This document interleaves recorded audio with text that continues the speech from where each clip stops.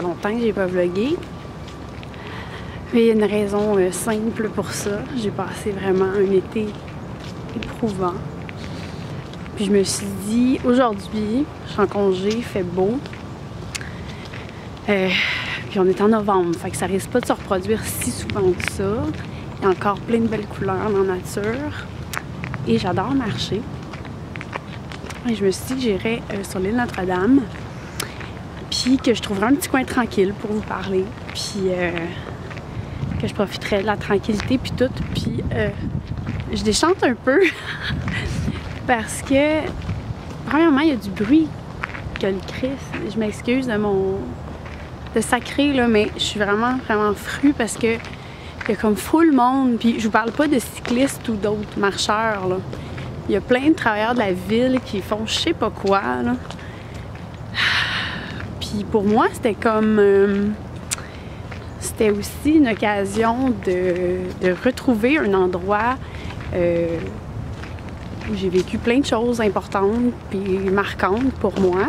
C'était le pavillon La Toundra. Je me souvenais plus du nom, là, je viens de le retrouver. Le pavillon de la Toundra, donc sur l'île Notre-Dame, où j'ai eu des cours, j'ai reçu des cours d'horticulture il y a plusieurs années.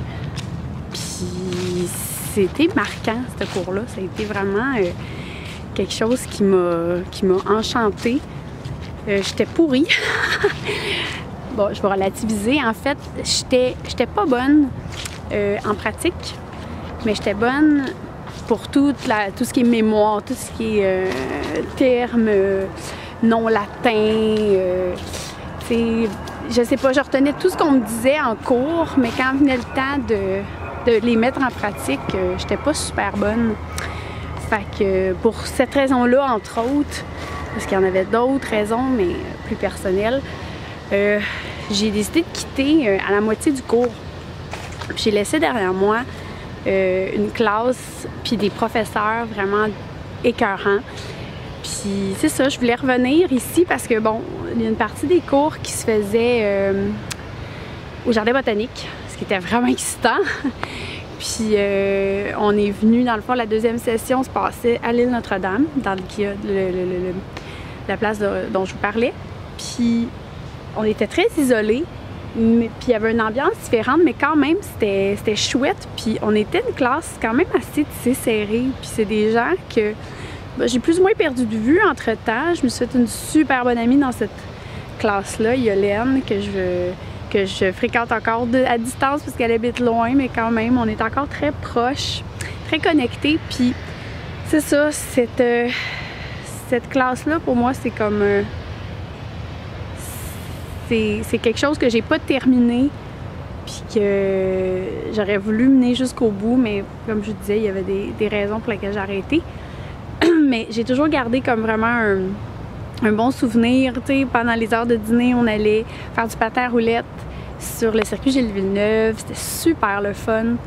J'ai trippé vraiment. Puis là, j'ai comme déchanté tantôt parce que je suis allée voir le fameux pavillon, puis il est pas comme mon souvenir, puis là, il est tout comme vide, puis il y a quelque chose de mort, puis ils ont encore la serre, par contre, elle a l'air encore vraiment full plante, mais c'était vraiment, ça m'a comme fait un coup dans le cœur. Je me rappelais pas du stationnement, on dirait qu'ils l'ont rajouté, puis il y a un stationnement comme plein de béton à côté, puis je suis comme, voyons, c'était pas ça, puis il me semble qu'on n'était pas si collés sur le bruit, puis comme, je sais pas, je regrette de pas être allée sur le Mont-Royal. Il me semble qu'il y aurait plus de tranquillité parce que là, j'entends les autoroutes pas loin, puis tout le bruit des moteurs autour, puis je déprime, en tout cas. Fait que je voulais vous parler de mon été un peu. Pourquoi j'ai pas vlogué plus? J'ai eu plein d'occasions de le faire, honnêtement. J'ai fait plein d'activités que vous avez peut-être vues sur Instagram. Mais j'ai décidé de pas vlogger parce que j'étais tellement down le reste du temps que j'avais besoin d'être 100% là, dans ces moments-là, parce que j'en avais peu. Puis je voulais comme me garder pour moi un peu, puis tout. Parce que c'est ça, en fait, tu sais, je suis quelqu'un de bien stressé, puis il n'y a pas eu de mortalité, on m'a pas annoncé que j'étais malade ou je sais pas quoi. Rien de si sordide, mais mon chum a fait comme une petite dépression. Il est en arrêt de travail. Et ça m'a vraiment rentré dedans parce que David, c'est quelqu'un qui est très énergique normalement, qui a beaucoup de positivité, qui fait des jokes tout le temps, puis ça. Puis c'est quelqu'un qui a tendance à m'amener vers le haut, tu sais. Puis je suis quelqu'un de plus down de nature, fait que ça m'a manqué. Ça m'a vraiment manqué qu'il soit là pour me remonter le moral, si on veut. Puis j'étais pas capable, moi, autant de le ramener. Puis, tu sais, je le sportais comme je pouvais, mais j'étais vraiment limitée à ce niveau-là. On dirait que j'avais pas beaucoup de possibilités de le faire. Je me sentais pas capable de le faire. Puis, j'avais plus de fun. Je veux dire, ça m'a coupé les ailes, ultimement, parce qu'on a eu à cause de ça un petit peu d'ennui d'argent. Évidemment, c'est avec le chômage maladie, puis tout ça, tu roules pas sur l'or, puis il y a des délais, puis tout ça. Fait on était short, puis j'ai eu des vacances vraiment dégueulasses à cause de ça, puis ça m'a déprimée parce que j'attendais vraiment. J'ai beaucoup d'attentes, ça c'est une autre affaire qu'il faut que je travaille dessus, on dirait. Puis c'était tough. Ça a été tough à la maison de rentrer chez nous, que mon chum soit down. De l'autre bord, au travail, ça allait pas super bien non plus. À peu près à la mi-juillet, à partir de la mi-juillet, début juillet, en fait, j'ai commencé à avoir des démissions. En fait, dans mon équipe, on est 2 temps plein, 3 temps partiels. Puis au bout du compte, entre juillet et septembre, début septembre, mes 3 temps partiels, ça a donné qu'ils ont quitté. C'est pas parce qu'ils voulaient s'en aller, là. Je suis pas une boss désagréable et détestée, au contraire. Mais ça a donné comme ça. Il y avait des besoins différents. Puis une après l'autre ont donné leur démission. Ce qui fait qu'il a fallu que j'embauche et entraîne 3 filles back-à-back. Et ça m'a vraiment rentré dedans. Physiquement, tout, c'est ça. Physiquement, j'étais épuisée parce que je donnais. Quand je forme, je suis très, très élaborée. Je donne beaucoup d'informations parce que je sais que les personnes retiennent juste une partie de ce que je leur dis. Fait que j'en donne plus que pas assez pour que ce pourcentage-là représente une grande quantité d'informations pour qu'ils soient à l'aise quand ils travaillent tout seuls puis tout ça. Fait que c'était éprouvant. J'ai eu beaucoup d'angoisse, j'ai eu beaucoup de fatigue, j'ai été malade. Puis justement récemment, là j'étais encore comme à mon 16e jour de rhume. Tu sais, c'est la preuve que mon système immunitaire est vraiment comme crapoute, là. J'ai perdu la voix, puis tout ça. Fait que j'ai fait une extinction de voix, puis ça, c'est toujours épeurant quand tu chantes.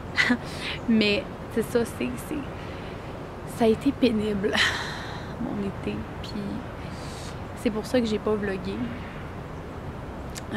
On dirait que j'espère toujours que la vie va m'apporter quelque chose de très particulier. Tu sais, je focus vraiment sur des choses spécifiques en me disant c'est ça qui va tout régler, tu sais.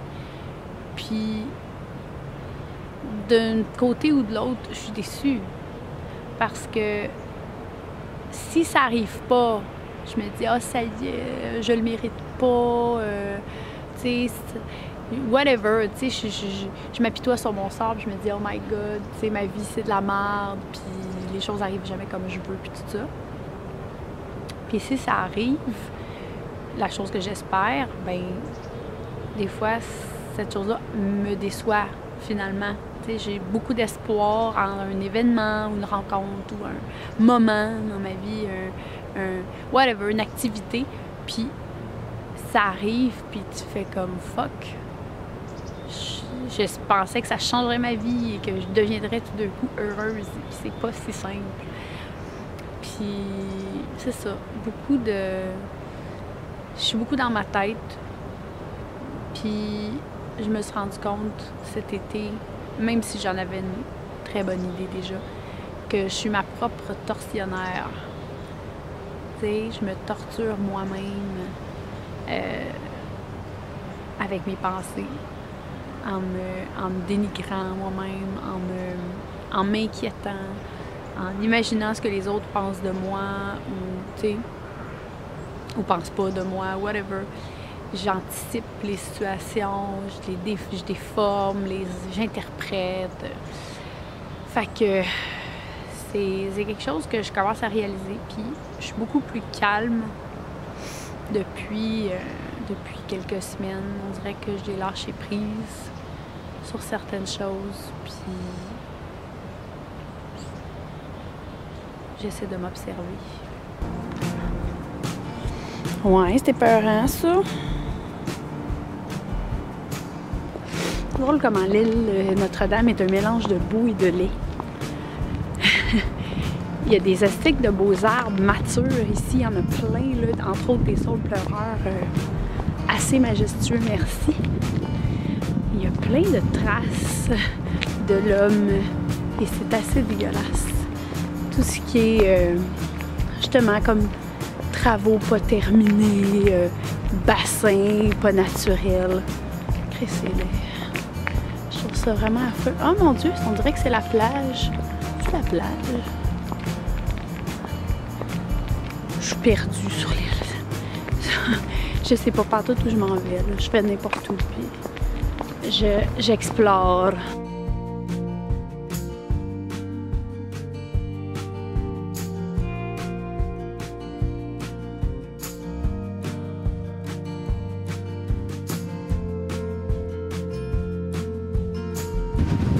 J'adore les vinaigriers. Ces arbres-là, là, qu'on voit sur les bords de route souvent. Là. Plus des arbustes que d'autres choses. Là.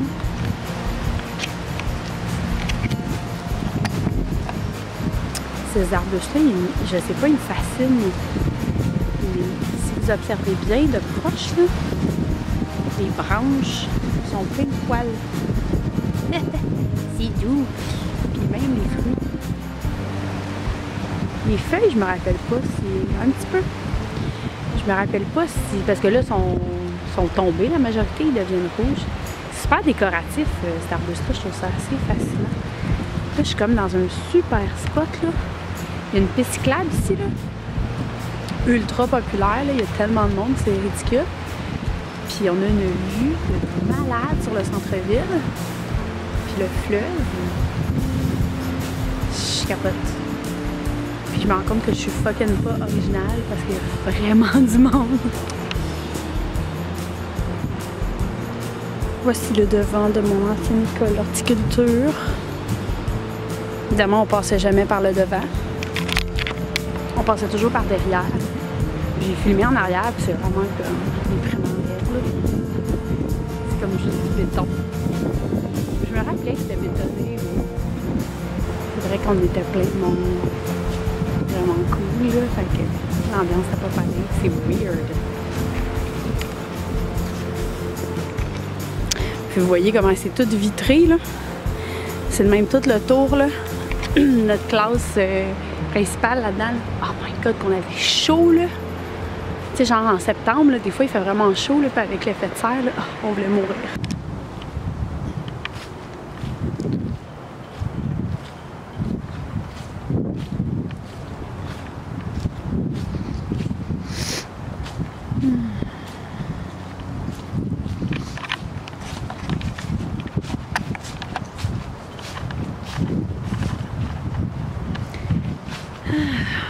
Quelle belle journée, je capote. J'en ai profité pour vous filmer la revue des produits que j'ai achetés sur le site de mon amie Julie de Green Jungle Beauty Shop. Parce que je trouvais que l'ambiance était parfaite. Là. Je les avais amenés en me disant il me semble que ça serait une bonne idée. Fait que j'ai hâte de monter ça puis de constater si c'est le cas ou pas. Mais j'étais un peu sur ma faim quand même. C'était beau, mais j'ai pris des astiques de belles photos, c'est fou là. Mais c'est comme... Il y a quelque chose de décevant ici. Puis il y a une ambiance bizarre, puis il y a beaucoup trop de monde.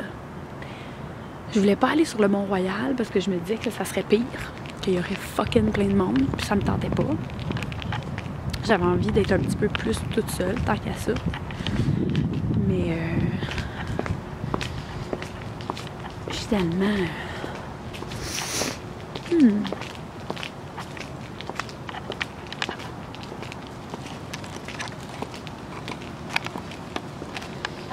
Finalement, je me suis peut-être trompée parce qu'il y a vraiment du monde ici aussi, tu sais.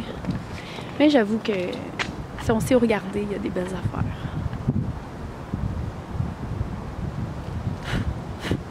Pas tant.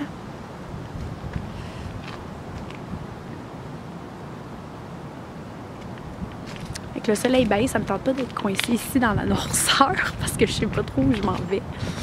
Fait que... je m'en retourne chez nous, je pense. Vaquer à mes occupations plates de maison.